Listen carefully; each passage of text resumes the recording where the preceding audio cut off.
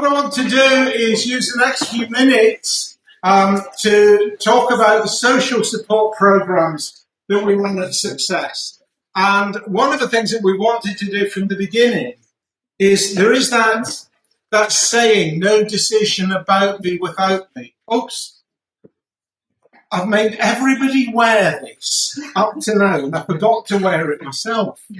Lucy, are we all right? Great. So there's this concept of no decision about me without me. And we want to run programs that are wanted, and we want to run programs that are being asked for. So all the things that we're doing, including the new ones that we're launching right now, are a result of what people have asked for. So the first thing is a survivor-led, and they're designed to support people's recovery journey. So those are the two really important bits about what we're doing and what we're going to go through. The friendship group. Now, we've got some of our friendship group regulars here. We have Elizabeth, we've got Lucy, Callum, we've got various different people. Millie, you've popped in from time to time. I am in here, but I haven't texted for a very long time. You haven't, but you are going to be so welcome. And Serena. So we've got various different people, and we meet together. And I think one of the keys to the success here, it is 6:30 every Monday, regardless of what day that is. If it's Easter Monday, Christmas, it doesn't matter. It's 6:30 every Monday, because then people get into the habit of actually turning up. And we want to give mutual support. So people are asking each other questions. How do you cope with this? We've got a session on with fatigue at the moment, and people are talking about that and sharing insights. So that's a serious bit. Just friendship. We're aware that a lot of people that are recovering from a brain tumour lead quite isolated lives, and it's hard to make friends. And we make friends on shared experiences, don't we? We make friends because somebody likes going to football, but the shared experience is having gone through treatment for a brain tumour, and therefore it's hard to find those people. And what we've discovered is that this group really has gelled, but magically also it's really welcoming to new people who are coming. So it's about friendship. Callum, it's about silliness. Do you agree? At times we are a little bit silly. And jellyfish. And jellyfish. We're going to come on to jellyfish in a minute. Sometimes it's crafting. Sometimes we will do an art and craft activity. Callum is our resident metalhead and was telling us about a band. And we decided, you're not, are you, Boda? I'm just playing along with it. And we decided it would be cool to see if we could do the artwork for an album without actually seeing it. So we had a crafting session and we all did different things, and then we asked Callum to judge which was the nearest. None of us produced anything that was gruesome enough to even be considered close. We play word games and we play quizzes, fiendishly difficult quizzes. But the whole thing is a group of people, a community coming together every week and just spending time together. Some people come, somebody came the other day, they'd broken up with their girlfriend and they just wanted some support. Other people come very regularly. It's just drop in when you want and don't come if you don't want. It's entirely up to you. Here is the group. From the other Monday. And so when we started doing this about a year ago in its new format, we were getting 4 or 5 people. We're now getting about 12 people to the group, which is really nice to see. We talk about jellyfish. Our creation box. Oh, did you? I went out and caught that jelly. No, it's AI. It is AI, you're absolutely right. But we have a magazine that we're going to come on to in a minute. And in the magazine, we asked for some recipes, and a jellyfish salad was one of the recipes. And I did you know Amazon will deliver jellyfish that's ready for your salad through the door? And yeah, and Callum, tell us about jelly. Is it nice? No. So the thing with jellyfish, You see, that's a phrase you don't hear often, the thing with jellyfish. Carry on. So it's commonly eaten in sort of East and Southeast Asia. But obviously, you can't just pluck any old jelly out of the but because it goes off very quickly when it's fresh, they either pick it in a fry or dehydrate it, then make a rehydrate it. But because it has no flavour of its own, what flavour you get in it depends on what you put in it. Yes. But in China, for example, it's often used in a salad. But you don't cook it as much, you just mix it with whatever you have on hand. And you gave me a salad with toasted sesame oil and toast. I saw you on your phone, Vanessa, ordering jellyfish just now. Definitely. Have you got it? Yeah. Really, tea tonight is going to be interesting. But behind all the silliness, we are actually trying to work out what we are doing and what we are achieving. And so we've started to do more of a kind of a goals and outcome-based approach for reporting to potential funders.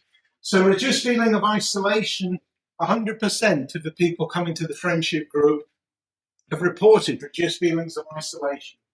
80% have said they've got improved confidence and coping strategies as a result of coming to the group and being part of a community.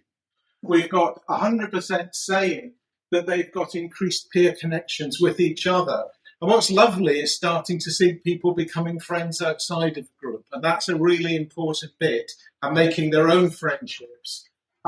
Better understanding of recovery and self-advocacy, 100%. Improved mental well-being, 100%. And us signposting to other services, 50% have experienced that. So we've got now data behind this. It's allowing us to go and say to different people, will you support this? Will you fund this? This isn't just an hour of silliness and jellyfish. This is an hour of silliness and jellyfish that is structured to deliver outcomes. Does that make sense? Mm-hmm. So, one of the parents said, since her treatment, she's been very quiet and we're not used to laughter coming out of a room. It's so lovely to hear laughter coming out of a room during the friendship group. Whatever you're doing, don't stop. And so we are also collecting those comments and those insights. When you order the jellyfish, Vanessa, it comes in a sachet, not instant, natural jellyfish. Gino, this could be at the next board meeting. Absolutely. Thank you. I like you being so open to it. Right, I have a question. If you eat one of those, does your tongue get stung? No, and it tastes of. It's not. Yeah, it's the bowel. It's the bowel, but it's crunchy and jelly at the same time, which is very unusual. Maybe next year at the conference we'll do tasters of jellyfish. Right, put your hands up if you wouldn't eat this. I'm glad to see there are some sensible people. We have a WhatsApp group, and the WhatsApp group, the friendship WhatsApp group, is just a continuous support for our survivor community. And often the chats around jellyfish, often the chats from the friendship group carry on within that. But also people ask questions and we're able to give that mutual support right the way through the week. It's about friendship. People that don't come to the group can still take part in that. We've got the same silliness that happens, but there is a sense of belonging. And I think that's the important thing, that what we're forming is a really strong community. And we still do on the WhatsApp group, the crafting and the bits and pieces. BraveHearts Live is something that we do with Helen, and that's a safe space to learn, to share, and to shape life after cure. And so what we're doing, we're exploring the challenges of recovery together. And we're doing that with Helen, with Dr. Spadeas. And let's have a look at what we've been doing. So we explore practical solutions. Recently, Helen is an endocrinologist, as you all know, or maybe know. And so hormones are her favourite topic. And so we've been doing understanding hormones, which has been really useful. And people have been talking about their treatment and if they've wanted a second opinion, and we've wanted to just talk through things. And that's been a really useful session, one-to-one with Helen. We've done a session with Jenny, who is going to be one of the trustees, who's going to be reporting this afternoon. And Jenny, as a neuropsychologist, has been talking about anxiety and just very simple exercises that are accessible to all of us that can help us to just reduce anxiety, and those have lasting benefit. And we're writing together a survivor manual. And the idea of a survivor manual is that this is a book that will never end, that we will be writing, and it's basically writing to our younger selves. And so somebody who is setting out today on their survival journey might be able to take that. And it talks about if you're a survivor of a brain tumor and you're in recovery and you're starting secondary school, these are the sort of things you need to be telling your teacher. This is actually good because what I would put in my survival manual is like when I was 1, I had brain tumor at the cerebellum of my brain, and now because I'm doing performing arts and I'm doing martial arts, it helped me improve my coordination skills. And I nearly got a high grade in performing arts, and I nearly got a black belt in martial arts. So that is one thing I would write in my survival manual. And I think if you were a parent and your child's going through treatment and it is a frightening time, to be able to pick up a book like that where people are talking about their lives and getting a black belt and things like that, it's a book that delivers so much hope but also practical advice. I'm too young to remember what it was like being in a hospital with brain tumor. I can well understand. And we're very lucky that we've got funding from Novo Nordisk to help us with that. And again, we've been working out from the book, from the BraveHearts Live, better understanding of recovery. 100% said yes, they're getting a better understanding of recovery. Improved confidence and the ability to develop their own coping strategies. 100% said yes. Our engagement, 69.23% are involved in writing for the survivor manual, and signposting outcomes, 92.3% of people have been helped with finding another service. I'm aware of time, so we're going to go on quickly. BraveHearts magazine, it's a quarterly magazine that we produce. The front cover of the last one, or 2 ago, was when we went to the zoo. So we had a trip, and we're trying to do these just social trips where we all met together at the zoo, and we had a day going around London Zoo, had lunch together, had fun together. Some people were playing tag together and things like that as we went around the zoo. But the book, the BraveHearts magazine, is quarterly magazine, and it's just inspiring stories for people starting their journey.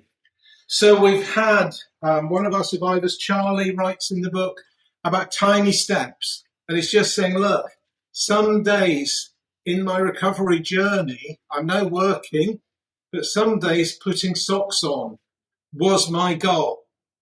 And I achieved that. And then the next day, it was being able to make a cup of tea in the kitchen.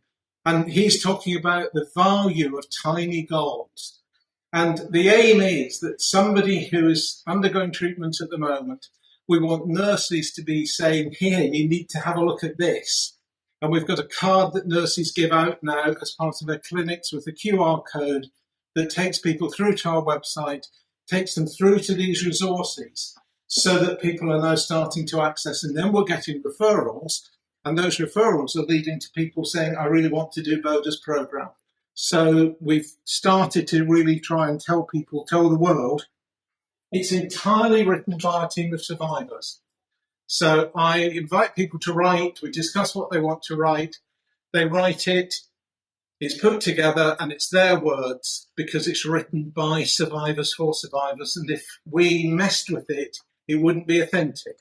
And so that's the key thing, is that authenticity within it. And we showcase crafts, art, music, cookery, jellyfish. Another aspect that we've been involved with is supporting people during and into employment.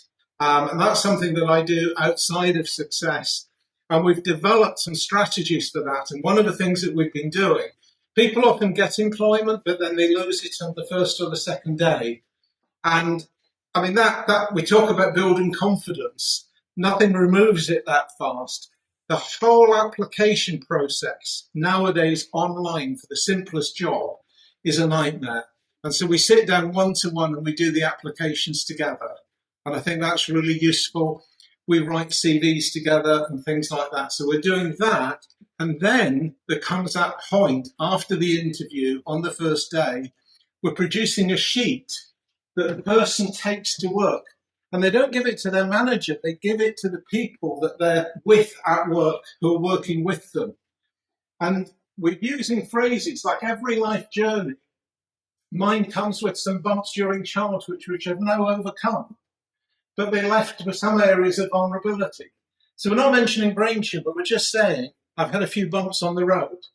Your patience and simple adjustments. So I'm sensitive to high pressure situations. Allow me 5 minutes just to decompress if things get too bad.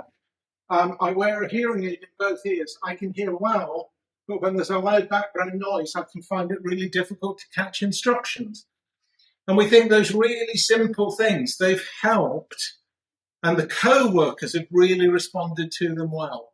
And so, again, that's something that's going into... Maybe you have a question.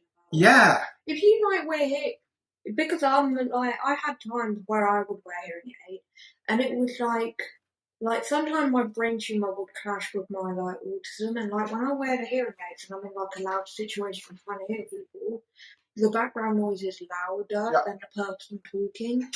So that's the problem.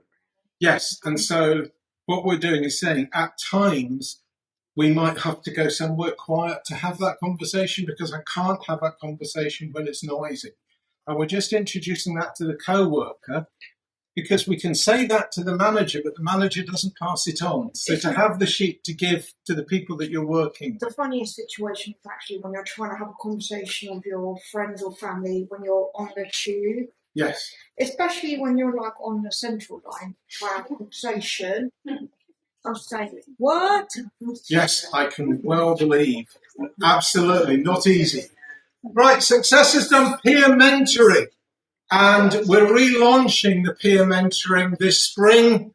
So this is something that we're relaunching today, and we're recruiting for people to be peer mentor trainers.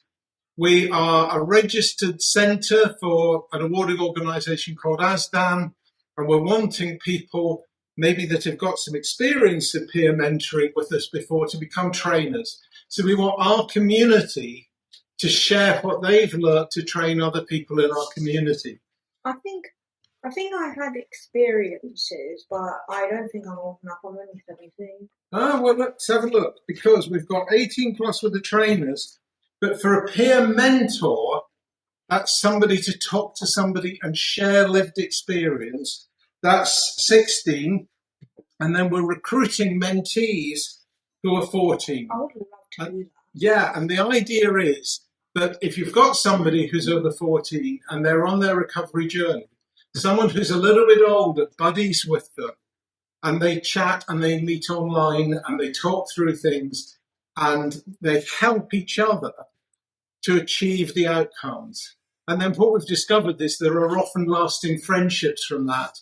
And we marry people up because they might say, look, I'm really only looking for somebody my own age to help me, or I don't want some old dude helping me. I want somebody that I can relate to.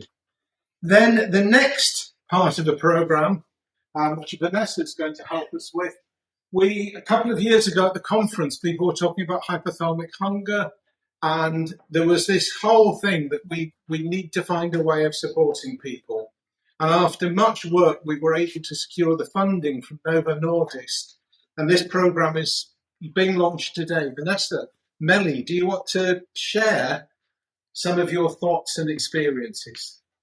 Yeah, I think that I'm actually a nutritionist myself, and Millie went through a brain tumour 12 years ago now. And one of the conditions she was left with was hypothalamic obesity. Which was just beyond normal healthy diet. And I think for us, it's been a slow progression and a process rather than an event to get back to a space where she can manage. Her BMI has been normal for about 8-9 years now. Yeah. and possibly a different understanding of actually what's actually healthy. And so for me, to help other survivors as a nutritionist, having gone through it myself with my daughter, is an opportunity that I'd be, grateful for success as well, and to see if I can help anyone else in the same situation. Your master's is in this field? Yes, my master's is in clinical nutrition, which I just upskilled myself when Millie was in recovery, really. So it's, what do you think about it, Millie? Yeah, I mean, definitely, obviously from where I was, food has an emotional attachment to all of us who has gone through it, and to find that in other ways, that has been one important thing for me. Do this food journey, is to find something else that meant something as much to me as food. Not to replace it, but something else that I can lean to. So to begin with, I used to love collecting Pokemon cards. That led to knitting, that led to crochet, that led to embroidery. But those things meant as much to me as food did, which is what helped me through the journey. And I think everyone has a very personal relationship to food, and what that looks like. Yeah. And so Millie was about 7, really, when we were 7, 8 when we started.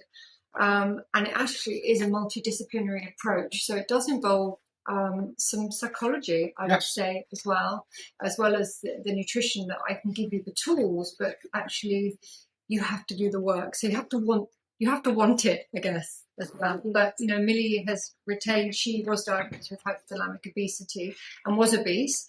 And slowly, she now is, so her BMI has been about 21 for the last sort of 10 years. So, yeah. Which is awesome. So if you know anyone or you are interested in this, then the program will be opening very, very soon. We'll take inquiries from today, and then we'll let people know when we start the program. It's going to be a 24-week program, and there's going to be one-to-one support from Vanessa, and we're absolutely delighted to be welcoming you onto the Success team. Thank you very much. I'm looking forward to it. The other program that we're launching today, and again, this has come from our community, is Mental Health First Aiders. You might see at the bottom of people's emails nowadays, it says Mental Health First Aider. And the Mental Health First Aider program is structured online training. And so we've managed to find funding for this, again from Novo Nordisk. It's delivered over 2 days, and it's a level 3 qualification. So again, it's one of those things that's a dear CV moment for people, because it's something that we can add on to our CV, that we are a level 3 qualified mental health first aider. But our community was saying they wanted to help each other. And rather than being directed out, but we need to know on mental health, how much can I help and when do I have to tell someone else? And those are the fundamentals behind our Success Mental Health First Aiders course. And if you want to know more about any of these different aspects of what we're doing, if you scan the back of the card, it takes you through to the Success website, and you'll be able to find out.